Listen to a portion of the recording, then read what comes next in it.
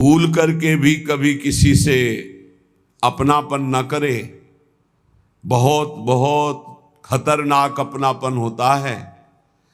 अपनापन का नाटक करते करते अपनापन हो जाता है। झूठा खेले साचा होए। झूठ से भी किसी से ये न कहे कि हम तुम्हें बहुत प्यार करते हैं। झूठ से भी न कह ले, सच्ची हो जाएगा। और अगर किसी शरीर से प्यार हो गया तो बिछुड़ेगा पक्का, क्योंकि बिछुड़ने वाला फिर तुम्हारी दशा क्या होगी, फिर तुम्हारा हालत क्या होगा।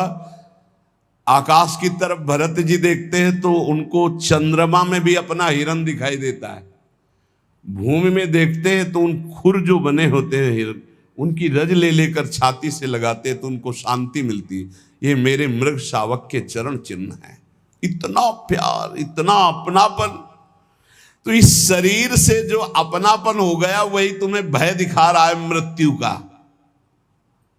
अभी कल ही परसों एक प्रश्नकर्ता ने प्रश्न किया था, सब है सब, लेकिन एक भय है कि मरना है, अब उससे कैसे बचे। इससे कैसे, इससे गार्ड से नहीं बच सकते हो, अंगरक्षक रखने से नहीं बच सकते, नहीं बच सकते। अगर मृत्यु का संयोग अंगरक्षक से है तो तुम्हारा अंगरक्षक ही तुम्हें सूट कर देगा। अगर मृत्यु का संयोग है अंगरक्षक से तो जो तुम्हारा हर समय बॉडीगार्ड है ना, वही तुम्हें भूंज देगा। मृत्यु उसी के हाथ से मरवा देगी तुम्हें। और इतना प्रिय शरीर है कि मृत्यु की बात सुनते ही एक बार जैसे बिजली का करंट नहीं लगता, ऐसे मरना, अरे होश खराब हो जाते। देखो थोड़ी देर सोच के कि आज मरना है, कैसा लगेगा। बोले मरने से सब जगह मेरो मन आनंद। ओठ सूख जाएंगे, ओठ सूख जाएंगे कि तुम 5 दिन में मरने वाले हो, तुम्हारे ऐसा रोग है, ओठ सूख जाएंगे। हाँ, उसी के नहीं सूखेंगे जो पहले से मरा हुआ है। जीवित मर जाए उलटी आप में समाये है, दिलगिरी है। अपने इष्ट के लिए जिसने प्राणों को समर्पित कर दिया, अब उसको डर नहीं। हमें सबसे ज्यादा प्रिय देह और प्राण है। देह प्राण ते प्रिय कछु नाही, गोस्वामी तुलसीदास जी कह रहे। देह प्राण से बढ़कर कुछ प्रिय नहीं है, लेकिन उनसे भी जो परम प्रिय है वो भगवान है, क्योंकि देह और प्राण जिनसे संचलित हो रहे। राम देत नहीं बनत गुसाई, विश्वामित्र जी से दशरथ जी कह रहे, देह प्राण से प्रिय कुछ नहीं, अभी कहो अभी प्राण दे दूं, लेकिन राम देते हुए नहीं। ये है महाभक्त की स्थिति। ले लो देह प्राण, अभी ले लो, पर राम जी को मैं। वशिष्ठ जी फिर उनको समझाते। यहां कह रहे, जैसे कहा जाता है कि हमसे भजन नहीं होता। क्यों? शरीर का भजन करते हो कभी, लेकिन कभी भूलते भी नहीं हो, क्योंकि शरीर सबसे प्यारा। इसके बाद ये हाथ में कैंसर हो गया, इतना काट दिया जाए तो तुम्हारे प्राण बच जाएंगे। तो देह से भी अधिक प्रिय प्राण, तो हम इतना हाथ कटवा देंगे, इतना पैर कटवा देंगे। और प्राण से भी प्रिय आत्मा। जब आत्मग्लानि इतनी प्रकट हो जाती है किसी बात पर, तो अपने प्राणों का भी मोह छोड़ देता है और अपने शरीर और प्राणों का मोह छोड़कर वो मृत्यु का वरण करना चाहता है। और जो सब आत्माओं की आत्मा है वो प्रभु है।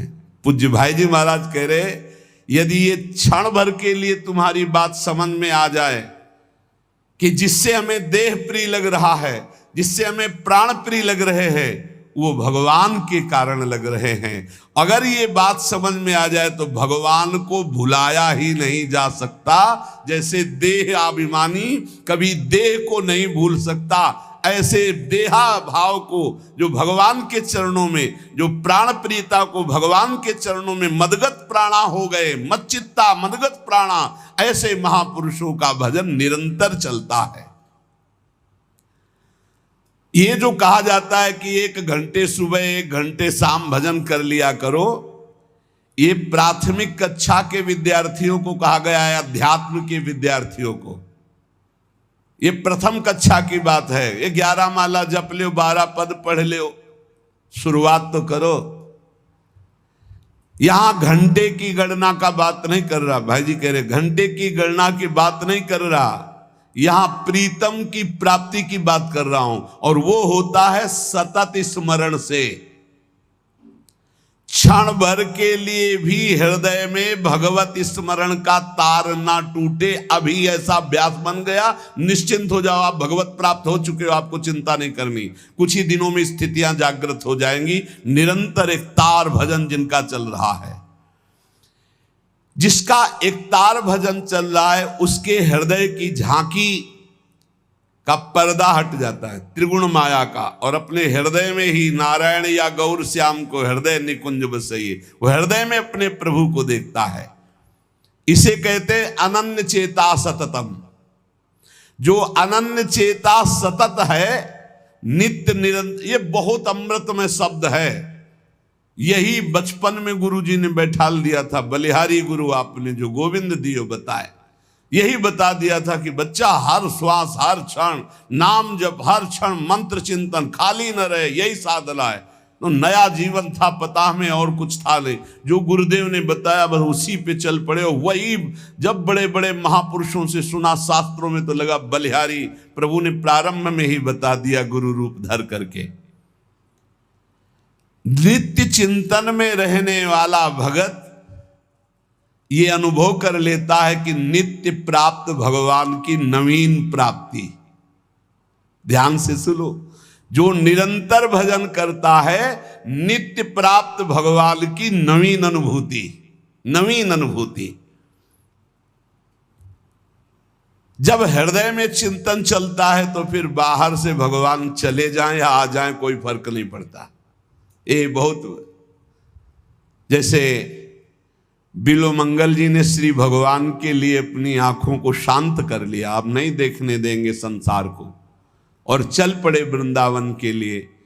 तो जो पूर्वाभ्यासी जिनके नेत्र नहीं होते वो तो चल सकते, लेकिन तत्काल जो नेत्र फोड़े थे तो मार्ग में चले तो एक लठिया ले ली थी, अभ्यास न होने के कारण मार्ग से हट करके एक कुआं था, उस कुएं में गिर गए। अब जिसका कोई नहीं है उसके तो नंदनंदन है, पुकारा हे देव हे कृष्ण, अब आप ही मेरे हो। भगवान की आवाज गंभीर मेघ के समान, बाबा ये लाठी ऊपर उठाओ, ऐसे, और खींच के बाहर कर दिया। उन्होंने विचार किया कि मेरी लाठी तो इतनी बड़ी नहीं थी, केवल लाठी पकड़कर इस 50 हाथ कुएं से नीचे निकाला जाए, इसका मतलब ये कर तुम अकर तुम अन्यथा कर तुम भगवान ही हैं। तो धीरे से लाठी के सहारे हाथ बढ़ाया, हाथ पकड़ा। जे ही हाथ पकड़ा तो ठाकुर जी ने झटक करके हाथ छुड़ाया, पर स्पर्श होते ही अपार आनंद। तब वो कहते हाथ छुड़ाए जात हो निबल जान के मोही, हृदय ते जब जाओगे तो सबल सराहू तोय। बूढ़ा हो गया हूं, निर्बल हूं, हाथ छुड़ाकर चले जा रहे हो, आप बलवान हो, नवकिशोर हो, जाओ, लेकिन हृदय से चले जाओ तो तुम्हें सबल और बहादुर जानूं। हृदय से अब तुम्हें नहीं जाने देंगे, हर समय स्मृति के तार से हम तुम्हें बांध कर रखेंगे। तो भगवान ही हाथ पकड़कर वृंदावन लाए थे बिल्वमंगल जी को। भगवान की स्मृति भगवत प्राप्ति का वर्तमान में स्वरूप है। हर समय भगवत स्मरण चल रहा, आप भगवान में हैं। 1 घंटे 2 घंटे नियम वाला यहां प्रसंग नहीं कह रहे, इतनी संख्या पूरी करो, हम संख्या की बात नहीं कर रहे, हम गणना की बात नहीं कर रहे, हम भगवत प्रेम प्राप्ति की बात कर रहे हैं, जिसमें कोई गणना नहीं, कोई संख्या नहीं, पर हर श्वास हर सेकेंड नाम से जुड़ा हुआ होना चाहिए। ये खास बात है। आरंभिक साधकों के लिए ठीक है गणना नियम, प्रारंभिक जो साधना में लगे हैं, लेकिन हम उन भगवत प्रेमी महान भाग्यशाली उपासकों की बात कर रहे हैं जिनका एक ही उद्देश्य है भगवत प्राप्ति। तो उनके लिए संख्या नहीं, गणना नहीं, एक क्षण भी विस्मरण ना होने पाए, उठते बैठते खाते पीते हर परिस्थिति में। लघु शंका हो रहे तो नाम चल रहा है, शौच हो तो नाम, नाम नहीं छोड़ना है। हिसाब किताब तो हरि संभाले, अधाधुंध दरबार हमारा चलेगा। कितने हुए तुम देख लेना, तुम गिनो बैठ के। हम तो अधाधुंध शुरू, राधा राधा राधा राधा राधा। गणना तुम करो, फल फूल तुम ही हो, तुम्हें क्या फल चाहिए, तुम ही हमारे फल फूल हो। ये मस्ती भगवत प्राप्ति, क्या चिंता क्या परवाह। क्षण भर के लिए यदि प्रीतम की स्मृति ना हटे तो हिसाब किताब की बात प्रीतम संभालें। अब नाम जापक कि हृदय में आराध्य देव की ऐसी झांकी प्रकट होती है कि क्षण भर के लिए कभी विस्मरण नहीं हो सकता। ऐसी स्थिति में वो सो रहा होता है तो भजन होता है। छाती में अगर कान पवित्र हो तो लगा के छाती देखो, आपको सुनाई देगा नाम चल रहा है। ये एक गूंज सी उठती है। प्रेमी जनों को इतना नाम प्यारा हो जाता है कि स्वयं भगवान आकर कहें कि नाम के जप का फल है मेरा दर्शन, देखो मेरा दर्शन हो गया, छोड़ दो नाम जप। तो भक्त कहेगा कि महाराज दंडवत आप चले जाओ, मैं आपका नाम नहीं छोड़ सकता। ऐसा नाम प्रेमी पूज्य भाई जी महाराज कह रहे हैं।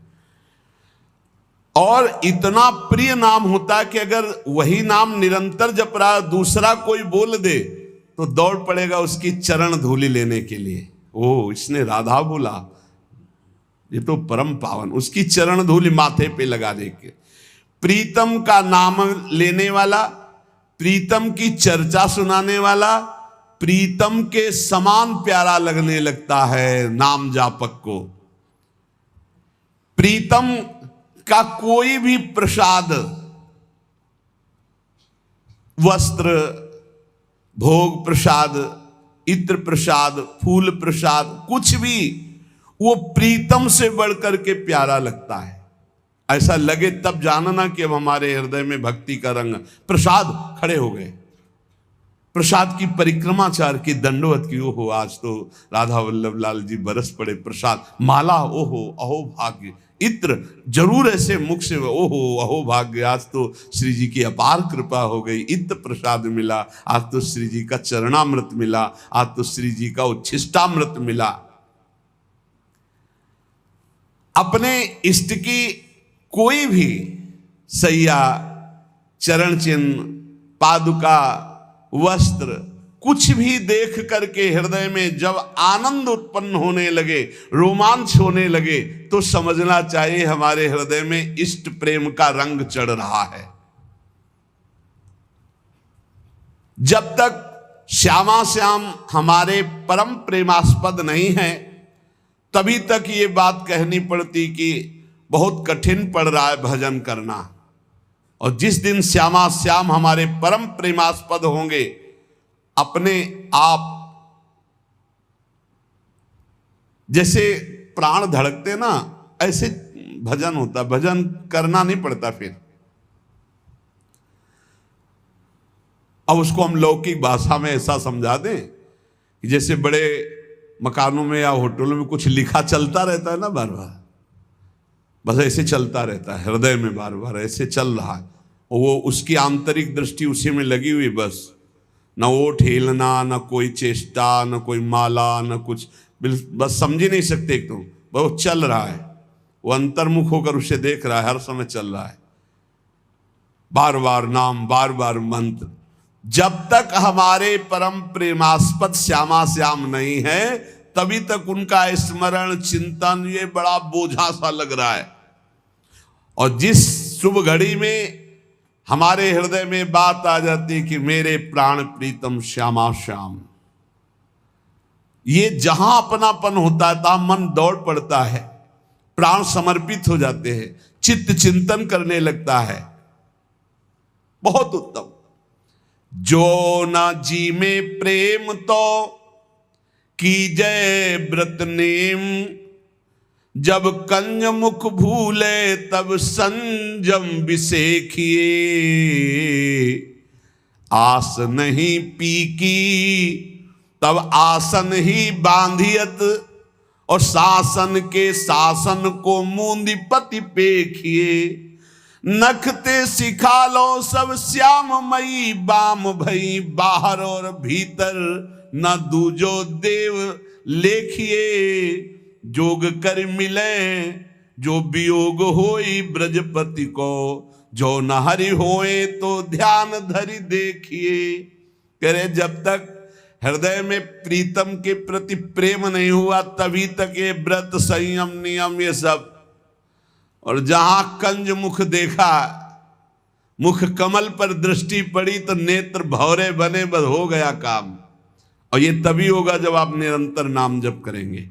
नाम जप से रूप प्रकाशित होता है, विश्वास कर लो। देखी रूप नाम आधीना, नाम नहीं तो रूप का जो वास्तविक रूप प्रभु का, उसका दर्शन नहीं होता। और जब प्रीतम के आशा नहीं है तो फिर सांसों को रोकिए, आसन बांध कर बैठिए, नहीं तो प्रीतम की आशा में जो डूबा है, चलते फिरते उठते बैठते भाव समाधि में रहता है, हर समय भाव समाधि रहती है। नख से शिखा तक ब्रज युवती श्याममयी है, उसके हृदय में श्याम सुंदर, बाहर श्याम सुंदर। जोग तो तब करे जब वियोग हो, हर समय स्मृति के संयोग में अपने प्रीतम बने रहते हैं। योग कहते हैं अप्राप्त की प्राप्ति को, प्राप्त के अभाव को कहते हैं वियोग। यहां स्मृति में इतना तार जुड़ा हुआ है कि प्रभु एक क्षण के लिए भी कभी दूर नहीं होते। प्रीतम अनेक नहीं होते, प्रीतम एक ही होते हैं। और जब तक प्रीतम नहीं वरण हुआ तब तक अनेक होते रहते हैं, अनेक भाव, अनेक उपासना, अनेक रंग। और जब प्रीतम तो एक भरोसो, एक ही बल, एक ही आस, एक ही विश्वास मात्र अपने इष्ट से। जगत में समस्त प्रियता, प्रियतर पदार्थ, ये सब प्रीतम को समर्पित हो जाते हैं तो भजन करना नहीं पड़ता, स्वाभाविक भजन। बस साधना इसी बात की है, जगत में कोई व्यक्ति प्रिय न रह जाए, कोई पदार्थ प्रिय न रह जाए, कोई पद प्रिय न रह जाए। प्रीतम का प्रतिद्वंदी अगर एक भी वस्तु है तो निरंतर भजन नहीं चलेगा, अंतर डाल देगा वो वस्तु को ही।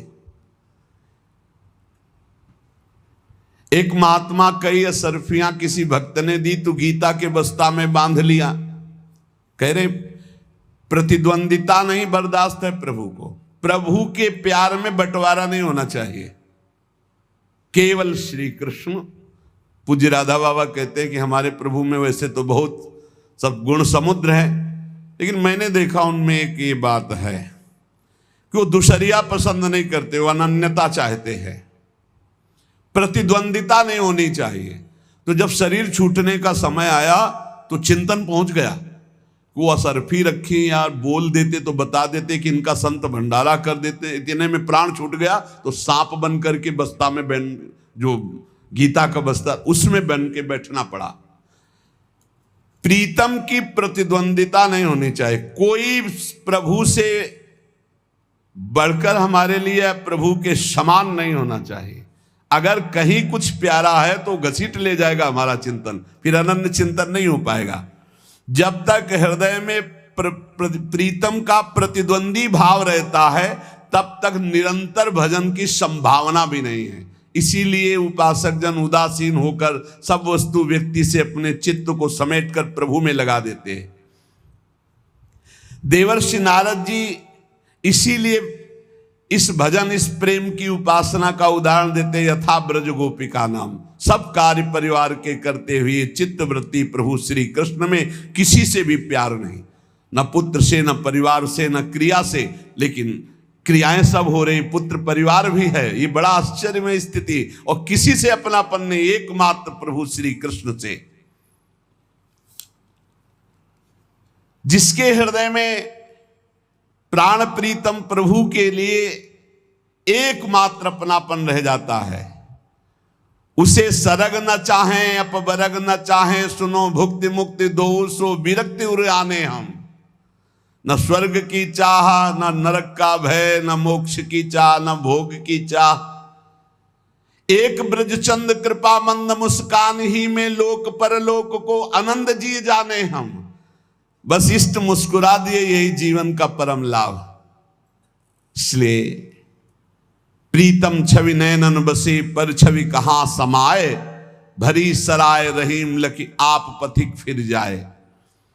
प्रेमी के लिए प्यारे की प्रत्येक वस्तु प्यारी होती है, अपनी कोई प्यारी वस्तु व्यक्ति स्थान नहीं रह जाता है। ये परीक्षा हो सकती जीवन में, आता है मोड़।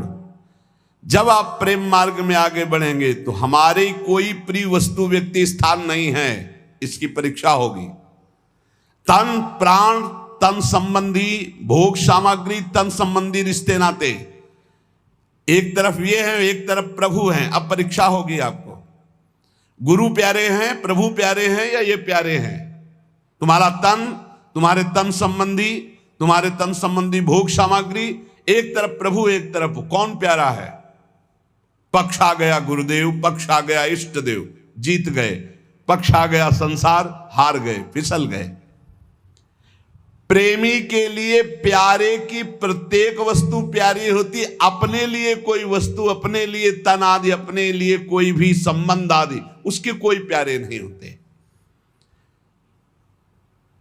कहीं कहीं तो प्रेमियों ने बढ़ करके बात दिखा दी, वो सबके बस की बात नहीं। जैसे मोरत ध्वज से आरा चलवा दिया, तुम्हारा तन, तुम्हारा प्राण, तुम्हारा पुत्र, सब कुछ मेरे लिए, चलो चलाओ आरा।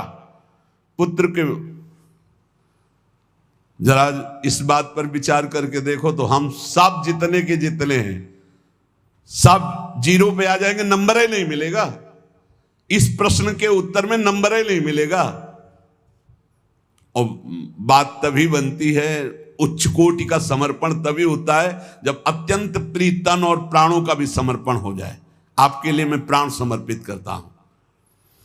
पंच प्यारे की जो स्थापना गुरु गोविंद देव सिंह जी ने की थी, वो यही की थी। बोले मुझे तुम्हारा रक्त चाहिए, बूंदो बूंद नहीं, हम गर्दन उड़ाएंगे, फिर हम तुम्हें विजय दिलाएंगे। खड़ा हो सभा में कोई। काफी देर में एक खड़े हुए, अंदर गए, आवाज सी आई कि मानो गला काट दिया। देखा लाल नाली में से रक्त जा रहा है। फिर बाहर आए वैसे रक्त रंजित तलवार। दूसरा कोई खड़ा हो तो ऐसे 5 खड़े हुए थे अलग अलग। बस अंदर जाके 5 को निकाल के लाए और बोले ये है, इनसे अब 1 से 1.25 लाख लड़ाऊंगा, क्योंकि इन्होंने प्राणों का त्याग कर दिया गुरु के लिए। अब इनका बल विक्रम देखना। ऐसे ही हमारा प्रीतम है। हे श्री कृष्ण, आप हमारे प्राण प्यारे हो। ठीक है, हम देखेंगे प्राण प्यारे हैं या श्री कृष्ण प्राण प्यारे हैं। प्राण प्यारे हैं या श्री कृष्ण प्राण प्यारे हैं। एक बार खेल है, दांव लगा दो, प्राणों की बाजी लगा दो। बहुत महंगी चीज मिल रही, प्राण बहुत सस्ते हैं। प्राण तो भोगों में भी दे दिए हैं। प्राण दिए ये प्रेम न पइये, ऐसो महंगो आय सखीरी। दौड़ पड़ो, ले प्राण प्रभु प्राण प्यारे मुझे मिल जाओ। लेकिन सच्ची जितने अपने सत्संग सुन रहे, ईमानदारी से पूछो, अगर मूरत ध्वज जैसी परीक्षा ले तो अपने सब प्रणाम करके कि प्रभु अभी तो नहीं, कुछ दिन पढ़ाई और पढ़ेंगे, फिर आप परीक्षा लोगे तो भले प्रश्न। कोई बहुत ही वियोगी हो तो प्राण देने के लिए तैयार हो जाएगा कि प्रभु के जो वियोग में तड़प रहा उसके लिए तो फिर कुछ नहीं है। लेकिन अपने लोगों की बात जब है कि भाई आरा चलाओ, तब हम मानेंगे भगत है जैसे मोरत ध्वज के। तो हमें लगता है पूरा हाल खाली हो जाएगा कि महाराज अभी 10-5 महीना और थोड़ा साधन भजन कर ले। कोई ऐसा कहेगा साधक है विरक्त तो, और गृहस्थ है तो कहेगा कि अभी लड़का लड़की को थोड़ा संभलाना है, थोड़े दिन समय दो प्रभु। आप देखो अगर प्रभु वो परीक्षा ले तो हम सब फेल ही बैठे हैं, जीरो ही आएगा। ले लड्डू खाओ और जाओ। और मरना तो है ही यार, एक दिन यम के दूत तुमसे पूछेंगे नहीं, आके अपने आप प्राण निकाल करके आपको यात्रा करनी पड़ेगी, यमपुरी की या भगवत धाम की या स्वर्ग की, जहां की आपकी तैयारी है। जितना माल आप इकट्ठा किए हो एक बार प्रभु के लिए प्राणों को समर्पित करने में क्या हिम्मत करो, एक बार हिम्मत करो। बोले क्या हिम्मत करें, दुख आवे तो भी उबना नहीं, सुख आवे तो फूलना नहीं, निरंतर भूलना नहीं, नाम जब निरंतर चले, ये प्राणों का समर्पण है। प्यारे हमें इतने प्यारे लगने लगे कि हमारा तन, हमारा प्राण, ये सब न्यौछावर हो जाए। बोले हम तो बिके हुए दास हैं, हमने तो अब सब कुछ, बिके हुए दास। हरिश्चंद्र बिके थे, चरित्र पढ़ के देख लेना। ब्राह्मण की पत्नी बनकर के अंबाजी ने खरीदा था हरिश्चंद्र जी की पत्नी को, और डोमर के रूप में खरीदा था भगवान शंकर ने हरिश्चंद्र को। एक लीला भी हमने देखी थी। और जब पुत्र रोहित कुंवर, ऐसे ही नाम था, सर्प ने डसा, परीक्षा के ऊपर परीक्षा सत्य की। अब कोई सहयोगी नहीं, तो बिकी हुई थी। पुत्र को लिया, श्मशान पहुंची, और श्मशान में हरिश्चंद्र की सेवा लगी हुई थी, कर लेकर ही दाह संस्कार कराने की। हरिश्चंद्र घाट है काशी में, घाटों में रहते थे तो वहां भी देखा है। वहां तो 80 घाट हैं, 80 घाट बराबर लगातार 80 घाट है। एक घाट का नाम भी 80 घाट है, किनारे जो है तुलसी घाट के पास, वो क्या 80 घाट है। हरिश्चंद्र जी ने कहा कि सावधान, आप यहां दाह संस्कार नहीं कर सकते जब तक कर नहीं देंगे। तो उनका प्रभु आप पहचाने नहीं? बोले पहचान रहा हूं, चक्रवर्ती सम्राट महाराज हरिश्चंद्र की तुम पत्नी हो। लेकिन इस समय हरिश्चंद्र चक्रवर्ती सम्राट नहीं, इस स्मशान का रक्षक और अपने स्वामी की आज्ञा का पालन करने वाला है। बिना कर लिए तुम अपने, तो प्रभु आप जानते हैं आपका पुत्र है, इस समय कर की बात करो, अगर कर नहीं तो तुम यहां 100 नहीं जला सकती। तो उनका प्रभु मेरे पास क्या है, मैं तो आपके लिए ही बिकी हूं, और जिसने खरीद लिया है, अब मेरे पास क्या है? तन में एक वस्त्र है, उसका थोड़ा टुकड़ा करके कफन बना के लाए, और क्या दे सकती? तो थोड़ा टुकड़ा हमें कर में दे दो, लिया कर के रूप में। बड़ा विचित्र सत्य की परीक्षा होती है। समर्पण की वृत्ति की हद हो गई, हद हो गई। यहां अपने लोगों को जरा सा भी कुछ हो जाए तो भक्ति पर संदेह करने लगते हैं। वहां भक्ति की नहीं, सत्य की केवल बात थी। विश्वामित्र जी को दे दिया कि हम आपको इतना दान देते हैं बस, तो ठीक है। ये बहुत विवेक से विश्वामित्र जी ने फंसाया हरिश्चंद्र को। एक शूकर उनके फुल वाटिका को उजाड़ रहा था, सूचना पहुंची, बड़ा भयानक शूकर। गए हरिश्चंद्र जी घोड़े पर सवार, बाण संधान किया, वहां विश्वामित्र जी दिखाई दिए, उतरे, प्रणाम किया, भगवान आपके दर्शन।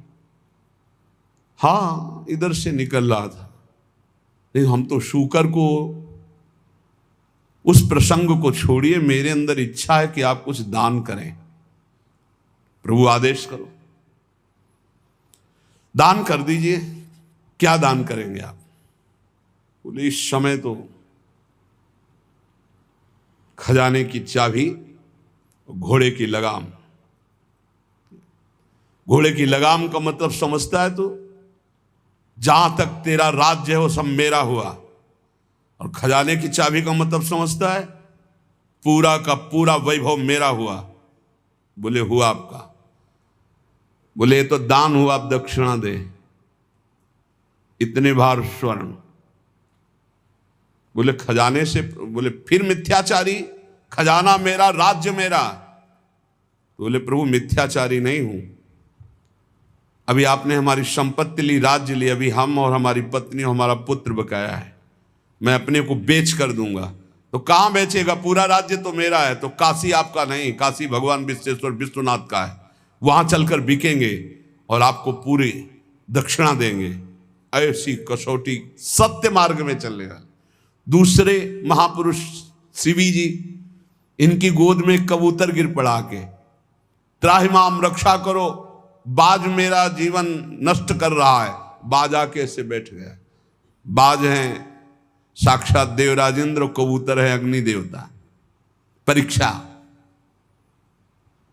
बाज ने कहा आप जानते हो मेरा आहार कबूतर है, आप फिर क्यों नहीं दे रहे? उनका नहीं, मेरी शरण में आ गया, मैं इसकी रक्षा कर रहा हूं, मैं कदापि कबूतर नहीं।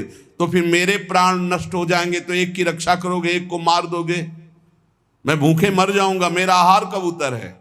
नहीं, मैं तुम्हें मांस दूंगा, तुम्हें मरने नहीं दूंगा। तो जानते हो मैं शिकार करके पाता हूं, किसी का दिया हुआ मांस नहीं। मैं अपने शिकार कबूतर को लूंगा और उसी से जीवित रहूंगा, इसको तो नहीं दे सकता। दूसरा कोई उपाय बताओ, तुम्हारा भी जीवन बचे और कबूतर का भी जीवन। तो आप अपना मांस दे दो। हाँ, मुस्कुरा दिए, उनका दे दूंगा। तो एक तरफ कांटे में कबूतर रखो, दूसरी तरफ उसके बराबर मांस दे दो, मैं पाऊंगा और वापस चला जाऊंगा। शिवी जी ने कहा ठीक है। कबूतर में कितना 100-200 ग्राम जांग का मांस काटा और रख दिया। कबूतर कोई साधारण कबूतर नहीं, अग्नि देवता, वो बढ़ते चले जा रहे हैं। जांग का, बाजुओं का, छाती का मांस काट के रख दिया, फिर स्वयं बैठ गए और कहा मेरे को खा ले, लेकिन मैं कबूतर को नहीं खाता। उनका जय हो महाराज आपकी, मैं कोई बाज नहीं हूं, ये कोई कबूतर नहीं, साक्षात अग्नि देवता, मैं देवराज इंद्र हूं, मैं आपकी परीक्षा ले रहा। ये है परीक्षाएं, तन मन प्राण समर्पण की परीक्षाएं हैं। कहा है अपने लोग अगर परीक्षा आ जाए नंबर में नहीं मिलेंगे, एक भी नंबर में नहीं मिलेंगे, सबके आगे 0 रख जाएगा। तो इसीलिए कृपा का भरोसा रखो, कभी साधना का अहंकार मत करना कि हमारा तो तन मन प्राण समर्पित है। बहुत धोखा है अभी। प्राण और देह में जितनी प्रियता है भगवान में, एक अंश में भी नहीं। आप देख लो, अपने लोग भगत हैं, भगत, इस बात को देख लो, हम बिल्कुल अंदर से कह रहे हैं बड़ा प्यार है शरीर से प्यारे, बहुत प्यार है। शरीर और प्राणों से जितना प्यार अगर एक अंश में भगवान से हो जाए तो हम भूल नहीं सकते। यही बात भाई जी समझा रहे हैं। बहुत प्यार शरीर, और सारी साधना इस देह भाव से मुक्त होने की। इसीलिए भगवत प्राप्ति कठिन है।